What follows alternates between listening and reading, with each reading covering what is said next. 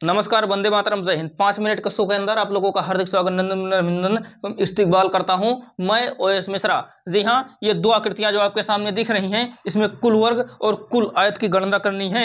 यदि आप लोग कर सकें तो एक बार वीडियो को रोक करके करने की कोशिश जरूर करें। और जी हाँ, करने के बाद आप लोग कमेंट जरूर करें, जिससे हमें पता चले कि आप लोग रीजनिंग में कहाँ तक पहुँच चुके हैं।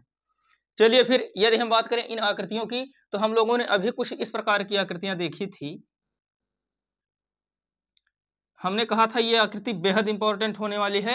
इसमें कुल वर्गों की संख्या थी तो 4, और वहीं पर कुल आयत की संख्या जब बात करेंगे तो 9 थी।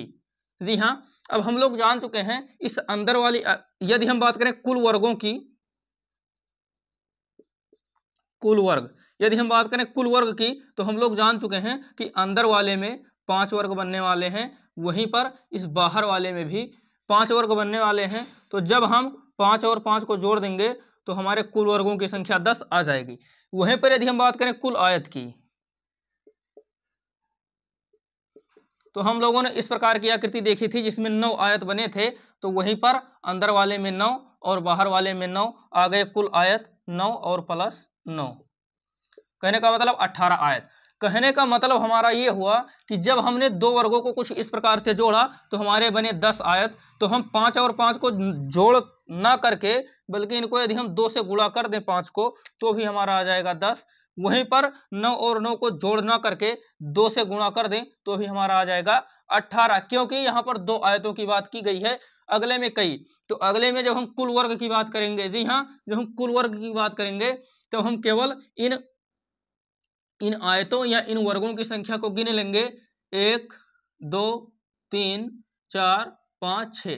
ये जब हम बात करेंगे कुल वर्ग की, तो हम क्यों ना 6 को सीधे 5 से गुणा कर दें, क्योंकि इस प्रकार की एक आकृति में 5 वर्ग बनते हैं। तो हमारा आ जाएगा 30। 30 तो हमारे हो गए कुल वर्ग। वहीं पर जब हम बात करते हैं कुल आयत की, तो ये 6 आकृतियां हैं। हम लोग जानते हैं कि एक आकृति में 9 आयत बनते हैं, तो क्यों ना हम 6 को 9 से गुणा कर दें।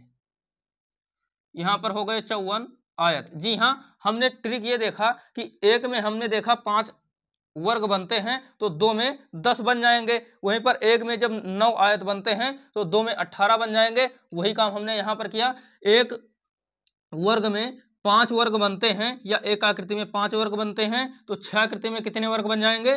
30। वहीं पर एक आकृति में 9 आयत बनते हैं, तो 6 आकृति में कुल आयतों की संख्या 54 हो जाएगी। आप इस प्रकार से कुछ लॉजिक लगा सकते हैं, अपने एग्जाम में लगाकर चुटकियों में सॉल्व कर सकते हैं। चलिए फिर मिलते हैं अगले शो में, तब तक के लिए good bye, thanks for watching.